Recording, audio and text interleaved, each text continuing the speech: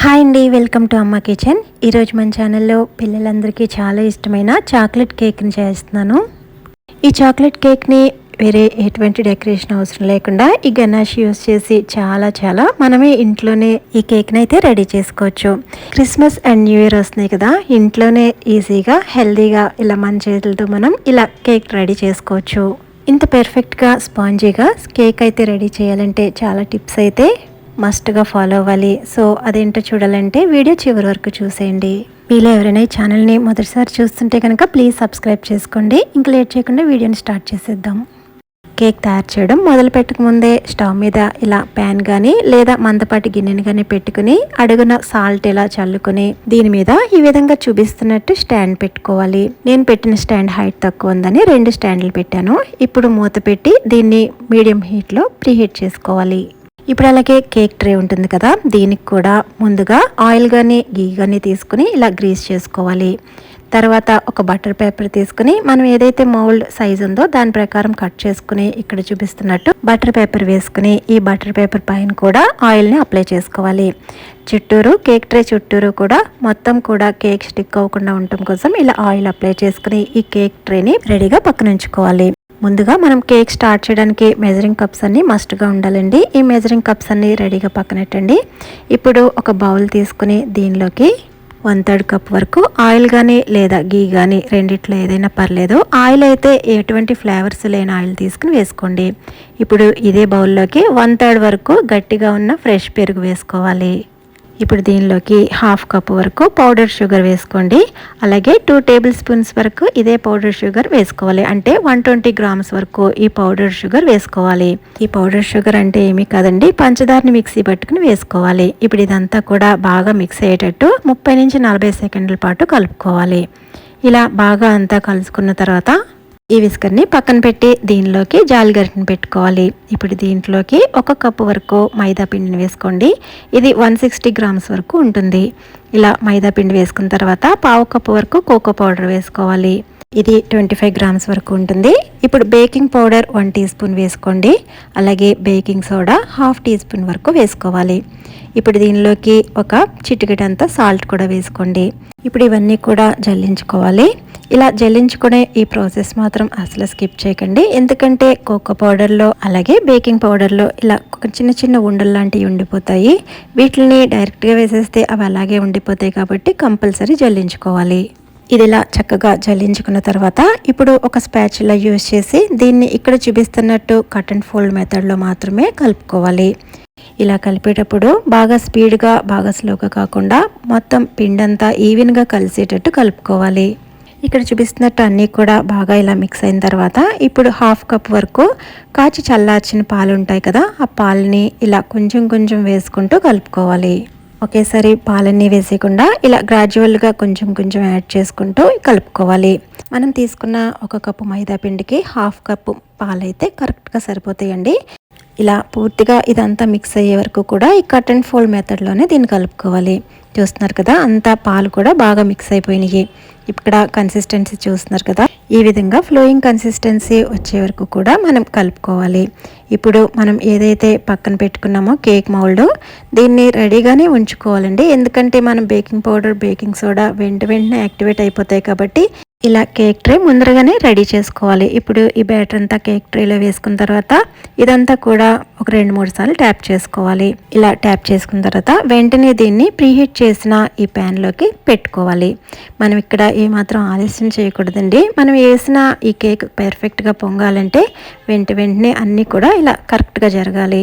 ఈ ప్యాన్కి ఉన్న ఈ హోల్ని బయటికి గాలి వెళ్ళిపోకుండా ఇలా పిండితో కవర్ చేస్తున్నాను.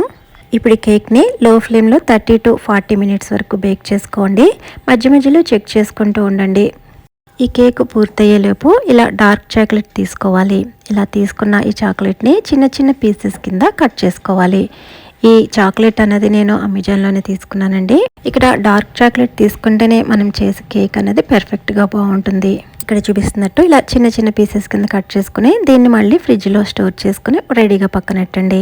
నేను 40 మినిట్స్కి కరెక్ట్గా ఇలా ఓపెన్ చేసి ఒకసారి కేక్ బేక్ అయిందో లేదో చూస్తున్నాను. ఇక్కడ చూపిస్తున్నట్టు నైఫ్తో కానీ లేదా టూత్ పిక్తో కానీ ఇలా సెంటర్లో గుచ్చి చూస్తే మనం గుచ్చిన ఈ నైఫ్కి పిండి కనుక అంటుకుంటే ఇది ఇంకా బేక్ అవ్వలేదని అర్థం.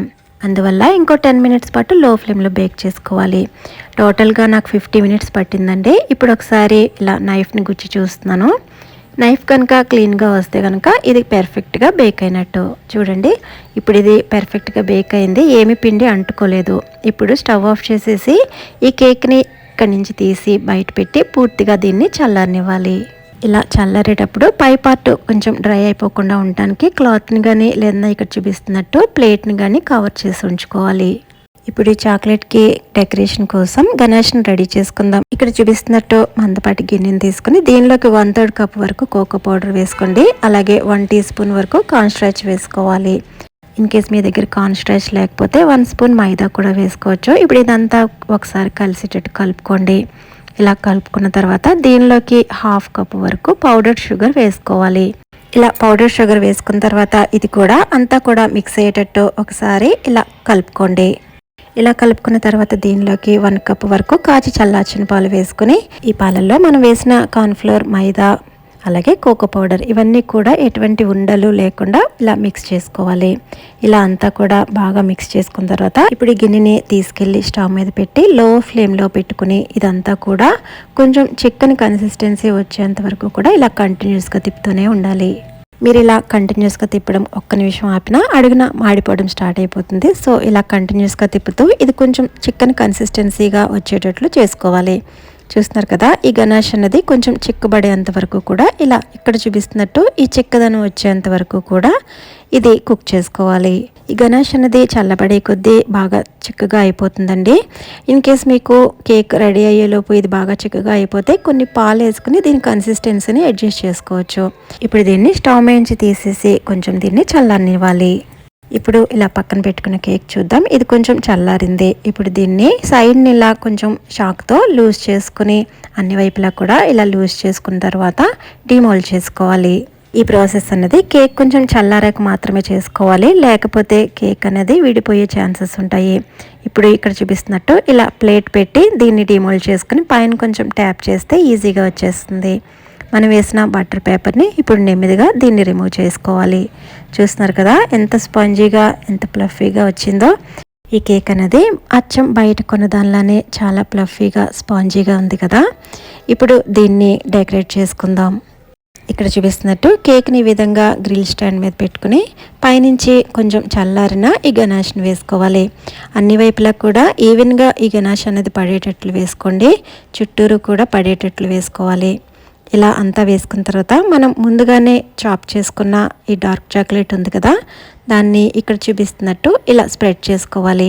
ఇక్కడ కేక్ డెకరేషన్ అనేది ఒక్కొక్కళ్ళు ఒక్కో రకంగా చేస్తారండి. నేనైతే ఇలా చేస్తున్నాను. మీకు ఇన్ కేస్ వేరే ఐడియా ఉంటే ఆ ఐడియాని ఫాలో అవ్వచ్చు.